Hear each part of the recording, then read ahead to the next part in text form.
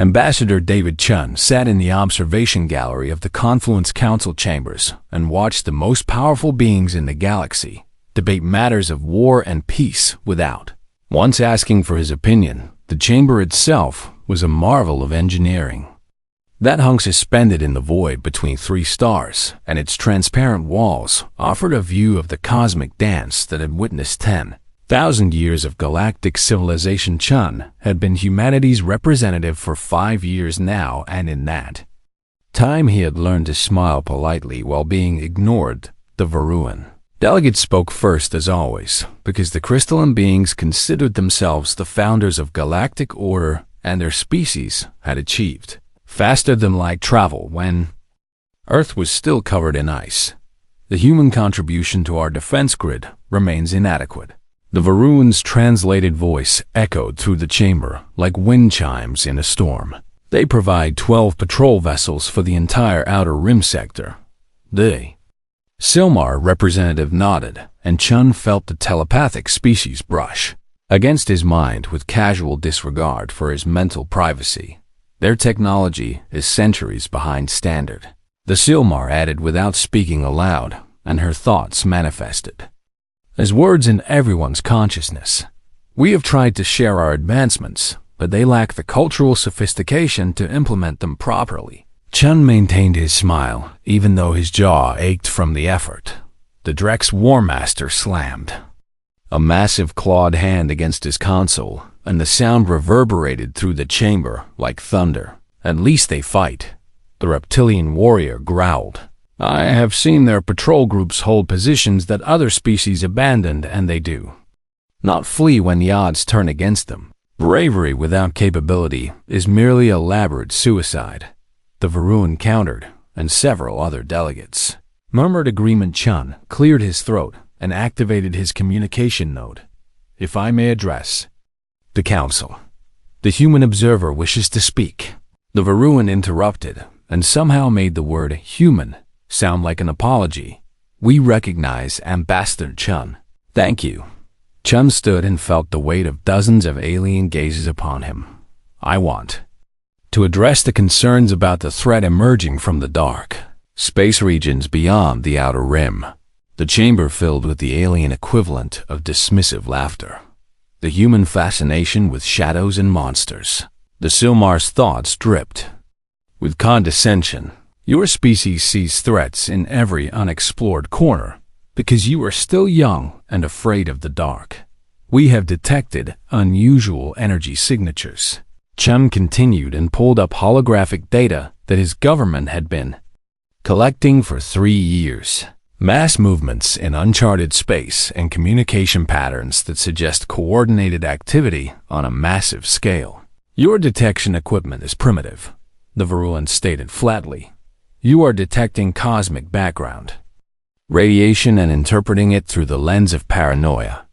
Chun sat down, and the council moved on to other matters without further acknowledgement of his presence. Later in his quarters, aboard the human diplomatic station, Chun composed his daily report to Earth and tried to keep the frustration from his words. They will not listen. He typed into his secure console. The Confluence has maintained peace for so long that they have forgotten what real war looks like, and they view our warnings as the nervous chattering of children who are afraid of bedtime stories. His assistant commander, Sarah Alconquo, entered without knocking because after 5 years, they had abandoned most formalities between them. The latest scout reports came in, she said, and placed a data chip on his desk. The activity beyond the rim is increasing. Does High Command still want us to maintain the current posture? Chun asked. The long patience continues. Okonkwo confirmed. We show them only what they expect to see, and we prepare for what we know is coming. Chun picked up the data chip and turned it over in his fingers. Do you think we are doing the right thing? He asked. Hiding our true capabilities while the galaxy sleeps? Okonkwo moved to the window and looked out at the stars. I think humanity learned a long time ago that being underestimated is sometimes the greatest advantage, she said. The Confluence sees us as primitive because we let them see us that way, and when the moment comes they will understand why we were so patient. And if the moment never comes? Chun asked, if the threat I keep warning them about is just cosmic radiation like they say? Then we go home with our secrets intact and our pride bruised by our species. Safe, Okonkwo replied. But you and I both know that the readings are real? Chun nodded because she was right, and he could feel it in his bones that something was coming across the galaxy in the forgotten sectors, where humanity had been assigned their patrol duties. Captain Marcus Webb stood on the bridge of the UTS-V vigilant and watched his tactical display with growing concern. Confirmed, his sensor officer reported. Another colony has gone dark in the Epsilon sector, and that makes 6. In the last month. Distance to last known position? Webb asked. 4 light years, the officer replied. We could reach it in 30 hours. Webb considered his options and knew that standing orders were clear about maintaining their patrol route. Without deviation, send a message to Fleet Command, he ordered. Mark it priority, Alpha, and request permission to investigate. The response came back within minutes and carried the weight of orders from the highest levels of human. Military Command, permission. Granted, his communication officer read. Investigate and report, but maintain operational security protocols at all times. Webb smiled, because those last words meant everything to those who understood them. Helm, take us to the Epsilon colony, he ordered, and remind the crew that we are a simple patrol vessel with outdated weapons and limited capabilities. His bridge crew grinned because they all knew what their ship really was beneath. The carefully maintained facade of mediocrity, the Vigilant, broke orbit and accelerated toward the silent colony, and somewhere in the darkness beyond the rim, something vast and hungry noticed the movement. The Bavare galaxy continued to turn, and the Confluence Council continued to debate matters of trade and territory. While humanity's observers took notes and filed reports and waited for the moment when patience would give way to Revelation Ambassador Chun, stood at his window and looked out at the 3 stars that illuminated the council chambers, and he thought about all the things the galaxy did not know about humanity. They did not know about the shipyards hidden in the asteroid belts of 100 systems. They did not know about the weapons platforms disguised as mining equipment. They did not know about the actual size of humanity's fleet or the true capabilities of their technology. They did not know because humanity had chosen 50 years ago, when they joined the confluence, that trust must be earned and verification must be constant. The long patience was not about fear or weakness, it was about survival, and soon. Chun thought soon the galaxy would understand what humanity had been preparing for all along. The first colony died in silence, and by the time the confluence realized something was wrong, 6 more had followed it into darkness. Admiral Zirkin of the Varuan Defense Fleet studied the tactical display with growing unease, and his crystalline form refracted the emergency lighting into rainbow patterns across the command center. Walls, how many ships have we lost contact with? He asked his operations coordinator. 47 vessels in the past week. The coordinator replied, and her voice carried the harmonic tremor that indicated stress in their species. All stationed along the outer rim. Send the 4th Fleet to investigate, Zirkin ordered, and alert the Council that we may have a situation requiring their attention. The 4th Fleet never reported back. 3 days later, the enemy revealed itself, and the revelation came with such violence that it shattered the confluence's understanding of modern warfare. They called themselves the Kariks, and they emerged from dark space in numbers that defied belief, and their ships were unlike anything the galaxy had encountered. In recorded history, the Kariks vessels were organic and twisted, and they moved through space like predators hunting prey, and their weapons tore through confluence shields as if they were made of paper. The Battle of Threshold Gate lasted 4 hours and resulted in the complete destruction of the Varuan Second Fleet, along with 17,000 crystalline warriors who had served the confluence for generations. They are coordinated beyond anything we have faced, General Thaxter of the Drex. Military reported to the Emergency Council session. Every ship moves in perfect synchronization, and they adapt to our tactics within minutes. A hive mind, the Silmar representative concluded, and her mental voice carried undertones of horror. They think as one and act as one, and that makes them effectively immortal as a fighting force. Ambassador Chun sat in his usual seat and watched the council finally take seriously the threat he had been warning them about for years. The human observer was correct. The Varuan delegate admitted, and the words seemed to cause him physical pain. We should have listened to their warnings. Now is not the time for regret, the Drex War Master growled. Now is the time for action, and we must mobilize every fleet and every warrior to stop this invasion before they reach the core worlds. The Confluence threw everything they had at the Karks, and it was not enough. The Battle of Kamina Prime saw the legendary Silmar Mind Guard destroyed. When the enemy somehow disrupted their telepathic coordination and turned their greatest strength into a vulnerability. The defense of Orax resulted in the loss of 3 Drex warfleets and the permanent scarring of a warrior culture that had never known defeat on such a scale. Everywhere the Confluence forces engaged the enemy, they found themselves outmaneuvered and overwhelmed and demoralized by an opponent who seemed to learn from every encounter and never made the same mistake twice. Captain Sarah Okonkwo stood on the bridge of the UTSV Defiant and watched her tactical display with the calm focus that came from years of training for exactly this moment. All human vessels in Sector 7 fall back to Rally Point Gamma. The fleet-wide communication ordered, "We are being overrun. Belay that order for our group." Okonkwo commanded, "We hold this junction." Her first officer, Lieutenant Park, turned to face her with confusion written across his features.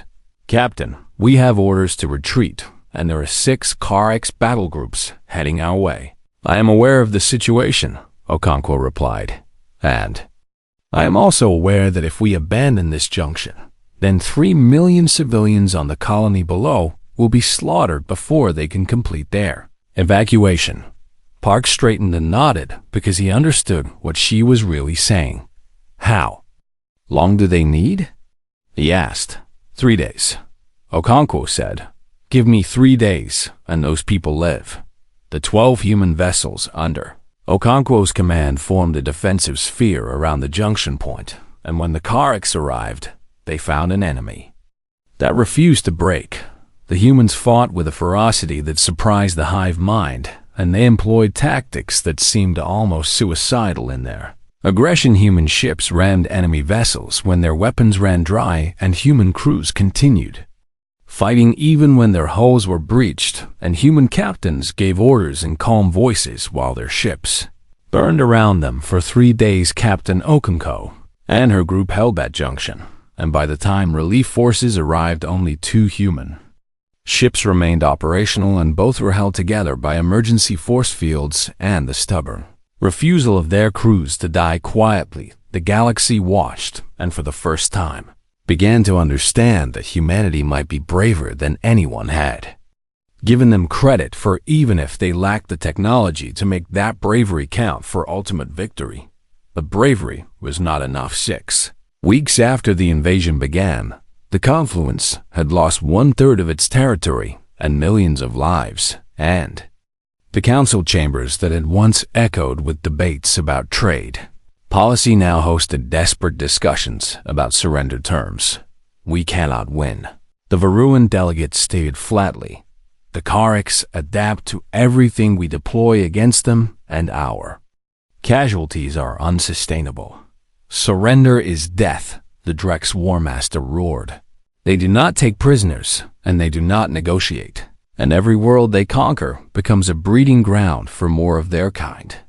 Then we face extinction." The Silmar representative's mental voice was hollow with despair, "because we cannot stop them with the forces we possess." Ambassador Chun stood, and every eye in the chamber turned toward him because the humans had earned the right to be heard through the blood they had spilled in the losing defense of Confluent Space. "Do not surrender," Chun said, and his voice was steady and calm. "Give us 72 hours. "For what purpose?" the Varuan asked. "Your species has fought admirably, but you cannot succeed. Where we have failed, give us 72 hours.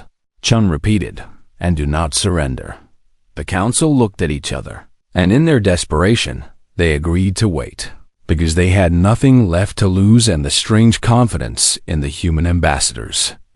Voice offered a fragile thread of hope in the overwhelming darkness. Chun left the chambers and transmitted a single coded message back to Earth, and the message contained only 2 words that humanity had been waiting 50 years to hear. Execute. Nightfall.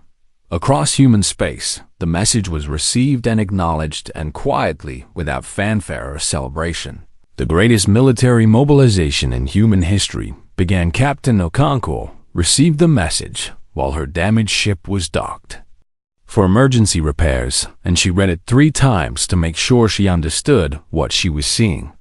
"They are finally letting us take off the gloves," Lieutenant Park said from beside her. "They are doing more than that." Okonkwo replied, "They are revealing what we really are. Do you think the galaxy is ready for that?" Park asked. Okonkwo looked out at the stars and thought about all the times humanity had been dismissed and underestimated and treated like children playing at war. "No," she said, "but they are about to find out anyway." The Karaks continued their advance, and their hive mind calculated that total victory would be achieved within another month, and they did not notice the subtle changes in human fleet movements or understand the significance of vessels that had been previously scattered, suddenly moving with unified purpose toward unknown destinations. The galaxy held its breath and waited to see what humanity could possibly do in 72 hours that the combined might of the confluence had failed to accomplish in 6 weeks, and in the darkness between stars, humanity's true fleet began to wake. The first sign that something had changed came from a Silmar monitoring station in the Helix sector, where a junior analyst noticed an unusual pattern in local space traffic. "The human civilian transport just altered course," she reported to her supervisor. "It is heading toward the threshold point instead of its registered destination. Query them about the deviation." Her supervisor ordered without much interest, because human navigation errors were common enough to be unremarkable. The transport did not respond to queries, and 3 hours later, another human vessel made the same course correction, and then another, and another, until the monitoring station was tracking dozens of human ships, all converging on the same location. "Something is happening," the analyst insisted. "This is coordinated movement." Her supervisor finally looked at the data and felt a ripple of unease pass through her telepathic consciousness. "Alert the Confluence Defense Network," she ordered. "The humans are doing something." Across the galaxy, similar reports began flooding into military command centers and intelligence agencies. In the Kato's Belt, a Drex patrol encountered 7 human mining vessels that had abandoned their operations and were accelerating toward unknown coordinates at speeds that seemed excessive for cargo haulers at the Confluence shipyards near Varuan Prime.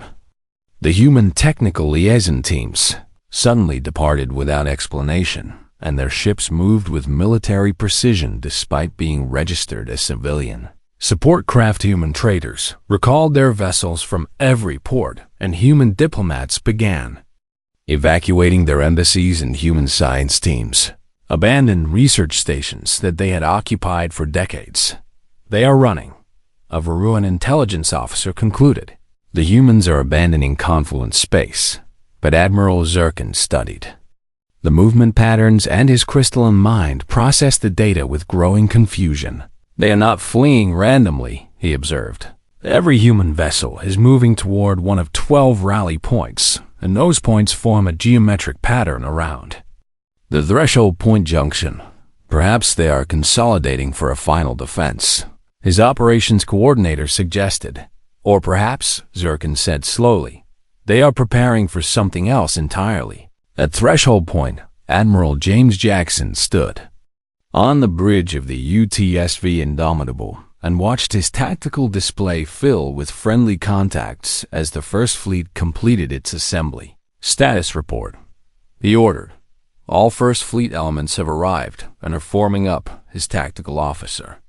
Commander Peters reported, "We have 400 vessels at full combat readiness." "Good," Jackson said. "Signal Second Fleet to begin their approach." Peters turned to stare at his admiral with undisguised shock. "Second Fleet, sir?" "You heard correctly, Commander," Jackson replied with the hint of a smile. "And after them comes Third Fleet and Fourth Fleet and another 16 after that." The Confluence observers who were monitoring the threshold point could not believe what their sensors were telling.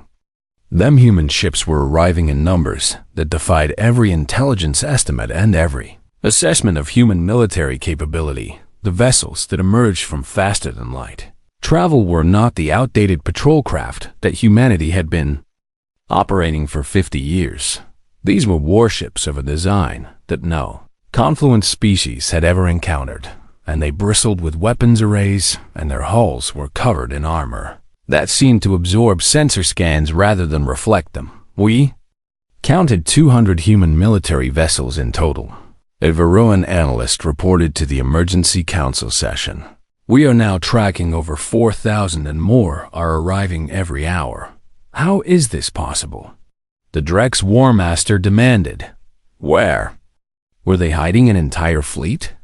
Ambassador Chun stood at the council podium, and for the first time since he had joined the Confluence, he allowed himself to show the full weight of what humanity had been carrying in secret. "We were not hiding a fleet," he said quietly. "We were hiding many fleets." The council chamber fell silent. "For 50 years you have known us as the weak species," Chun continued. "The primitive newcomers who contributed nothing of value to galactic defense, and you were content to believe that because it served our purposes to be underestimated. You lied to us." The Silmar representative's mental voice was sharp with accusation. "We were cautious," Chun corrected. "We entered a galaxy where ancient powers controlled everything, and where newcomers were expected to know their place, and we decided that our place would be whatever we chose to make it once we understood the true nature of the community we had joined. So you deceived us," the Veruan delegate said. "We protected ourselves," Chun replied. "And now we are protecting you on the bridge of the Indomitable." Admiral Jackson reviewed the fleet roster and felt a quiet pride in what his species had accomplished. Every human colony had contributed to the secret buildup, and every asteroid mining operation had been a cover for weapons manufacturing, and every civilian transport had been designed with military conversion in mind.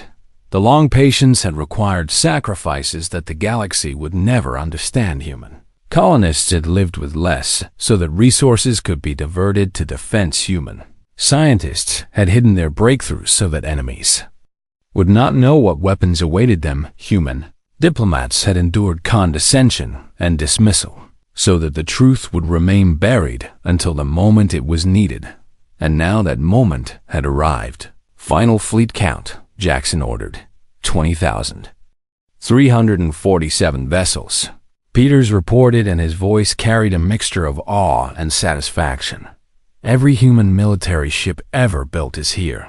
Jackson nodded because the number was exactly what High Command had projected when they initiated Nightfall. But the Confluence observers who were watching the assembly saw something that troubled them even more than the impossible numbers. Human ships were emerging from places that should have been empty space, and their stealth fields were deactivating to reveal vessels that had been hiding in plain sight for years. A weapons platform disguised as a commercial satellite uncloaked near Veruan Prime. Listening post of the Silmar had dismissed as a communication relay revealed itself to be a fully armed battle station. Asteroid bases that had been marked as mining operations showed their true nature as forward operating bases with ship repair facilities and ammunition stockpiles.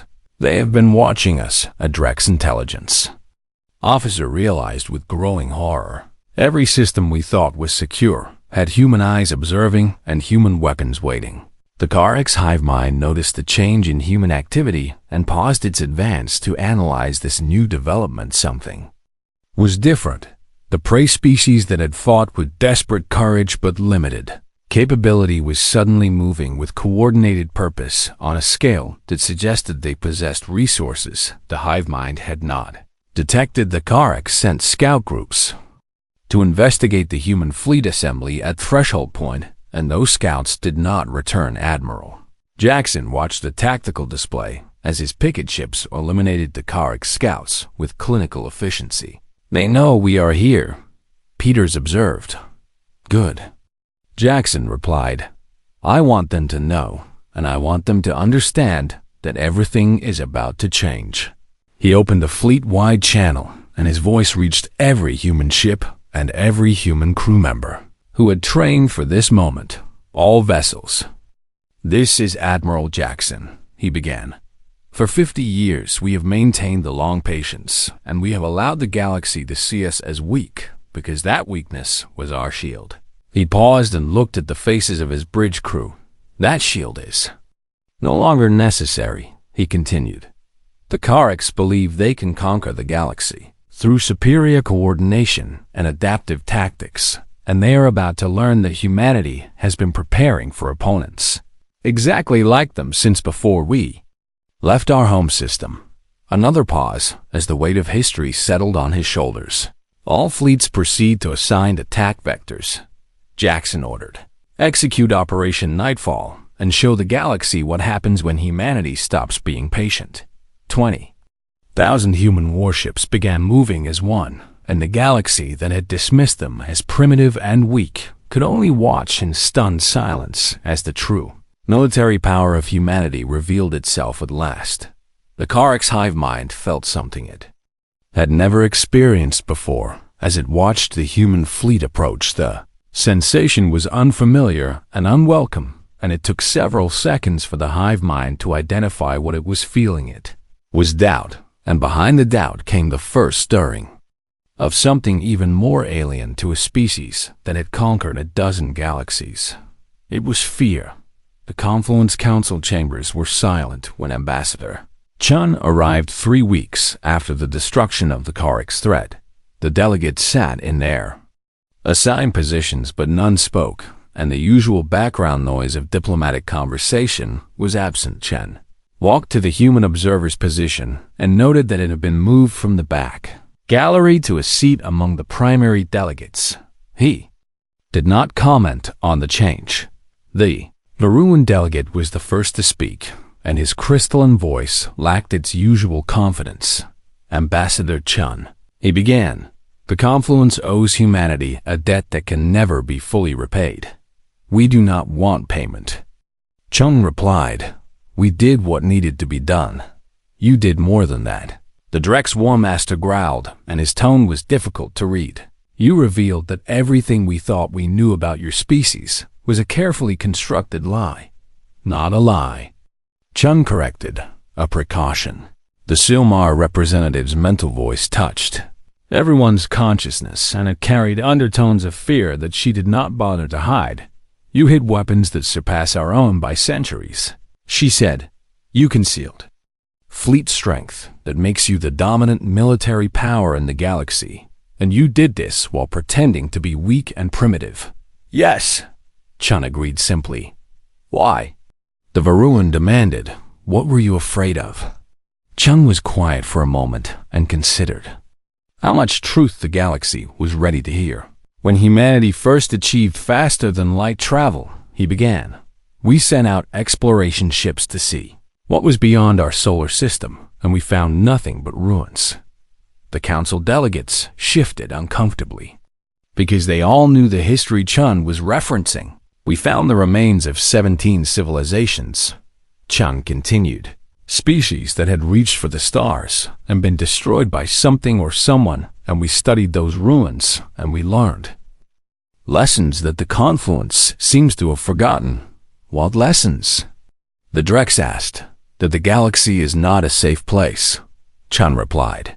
That peace is not the natural state of intelligent species, and that survival requires constant vigilance and overwhelming capability. He looked around the chamber at the faces of beings who had lived in relative peace for thousands of years. You invited us to join the confluence, and we accepted, Chun said. But we also remembered those ruins, and we asked ourselves what would happen if the confluence turned hostile or if you proved unable to defend against a real threat. So you prepared to fight us. The Varuan's voice was flat. We prepared to fight anyone, Chun corrected, including ourselves if necessary, because human history is written in the blood of our own civil wars, and we know better than any species here what we are capable of when we choose violence. The Silmar representative broadcast a wave of confusion. You are saying you built this fleet because you are afraid of yourselves? We built this fleet, Chun said, because we learned that hope is not a strategy and peace is not guaranteed, and the only way to ensure our survival was to make ourselves so dangerous that attacking us would be suicidal. And the Kariks learned that lesson. The Drex observed. They did. Chun agreed. And so did you. The chamber fell silent again, and the weight of that statement hung in the air like a physical presence. Admiral Jackson arrived at Confluence headquarters 2 days later, and his presence caused a ripple of unease among the diplomatic staff who saw him. The man who had orchestrated the destruction of the Kariks moved through the corridors with calm confidence, and behind him walked an honor guard of human soldiers who were clearly not for show. He entered the council chambers and stood before the assembled delegates with the bearing of someone who knew exactly how much power he represented. Admiral Jackson. The Varuan delegate acknowledged. You have been summoned to explain certain aspects of Operation Nightfall. I am happy to answer your questions. Jackson replied. How long have you been planning this? The Silmar asked. Since before we joined this confluence, Jackson answered honestly. When we first made contact with galactic civilization, we conducted a comprehensive threat assessment and concluded that we needed to be able to defend ourselves against anything we might encounter, including U.S., the Drex stated, including everyone. Jackson confirmed. We built our fleet with the assumption that we might someday need to fight alone against the entire galaxy, and we designed our tactics and our technology with that scenario in mind. The council delegates absorbed that information with visible discomfort. You have stealth technology that defeats our sensors, the Varuan said. You have weapons that we cannot counter, and you have coordination capabilities that match hive mind species. Yes. Jackson agreed. What else are you hiding? The Silmar demanded. Jackson smiled, and it was not a friendly expression. That is not a question I am going to answer, he said, because the moment I reveal all our capabilities is the moment we lose our strategic advantage. Even now? The Varuan asked. Even after we have seen what you can do? Especially now, Jackson replied. You have seen what we revealed during Operation Nightfall, and you should assume that represents a fraction of what humanity is capable of when properly motivated. The Drex War Master stood, and his massive form seemed to fill the chamber. You are saying that you could have done more? He asked incredulously. I am saying, Jackson answered carefully, that we deployed the minimum force necessary to eliminate the Kariks' threat, and that our doctrine calls for overwhelming response. When we do commit to action, he let that sink in before continuing.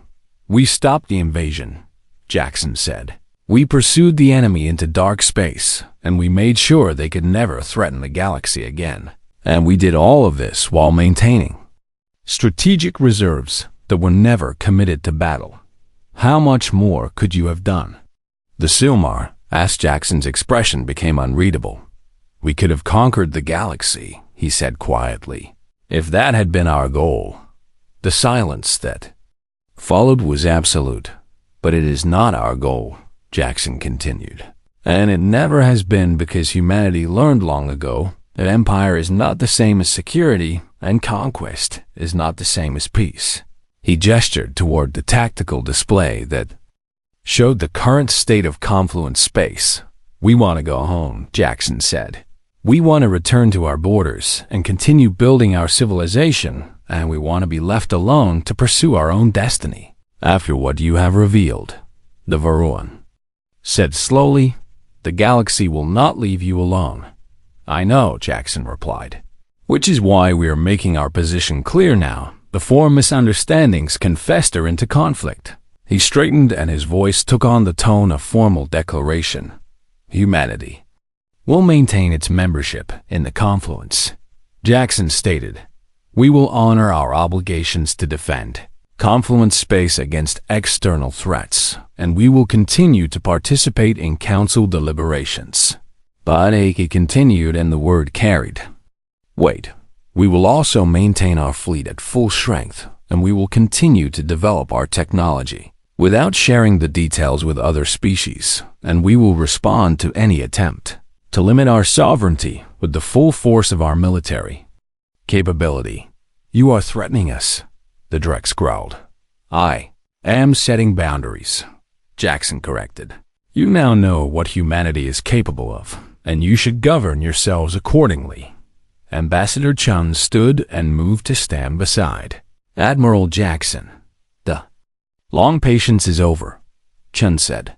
"We have revealed ourselves, and we have saved the galaxy from the Kariks, and now we are making our position clear." He looked at each delegate in turn. "We hope to remain friends," Chun continued. "We hope to continue working together for mutual benefit, and we hope that what we have shown you will never need to be used again. But," Chun's voice hardened, "if you mistake our desire for peace as weakness, or if you attempt to curtail our rights as a sovereign species, or if you ever threaten our security," he paused and let the implication settle, "then you will discover that the Kariks were not the most dangerous thing in this galaxy." Chun finished. "We are." The council session ended without further discussion, because there was nothing left to say. Over the following weeks, the human fleets dispersed back to their hidden positions, and the weapons platforms returned to their camouflage states, and the galaxy tried to return to normal, but nothing was normal. Any more raid with human space increased dramatically as species sought to curry favor with the new dominant power. Diplomatic overtures flooded human embassies as governments tried to secure favorable relationships, and intelligence agencies across the galaxy desperately tried to determine what else humanity might be hiding on Earth. Admiral Jackson met with the Joint Chiefs of Staff and the civilian leadership to discuss the new reality they had created. "The galaxy fears us now," the president observed. "Yes," Jackson agreed, "and that fear will keep us safe as long as we do not abuse it." "How long can we maintain the bluff?" the Secretary of Defense asked. "How long before they realize that we are not as powerful as they think?" Jackson smiled. "We are not bluffing," he said. "Everything I told them was true, and we can back it up if challenged." "But the cost," the president began. "The cost of maintaining peace through strength is always less than the cost of fighting a war we could have prevented," Jackson interrupted. "We learned that lesson 50 years ago when we chose the long patience, and that lesson is still true today." He stood and moved to the window overlooking the city. "The galaxy is silent now," Jackson said. "They are watching us and trying to understand what we will do next, and that uncertainty is our greatest weapon. What will we do next?" The president asked. Jackson turned back to face the room. "We will continue to build," he said. "We will continue to prepare, and we will continue to hope that the capability we have revealed will never need to be fully deployed. And if it does?" the Secretary of Defense asked. "Then the galaxy will learn," Jackson replied, "that what they saw during Operation Nightfall was humanity being merciful in the Confluence Council chambers." Ambassador Chun stood alone and looked out at the 3 stars that illuminated the space between them. The galaxy had gone silent when humanity revealed its true power, and in that silence, Chum could hear the echoes of every choice humanity had made, and every sacrifice they had endured, and every secret they had kept. The long patience had ended, but the watchful waiting had just begun, because humanity now understood something that they. Confluence was still learning. Peace was not the absence of conflict. It was the presence of overwhelming force in the hands of those disciplined enough never to use it unless absolutely necessary. And humanity had proven it possessed both the force and the discipline. The galaxy would have to decide how to live with that reality, and humanity would watch and wait to see what choices they made.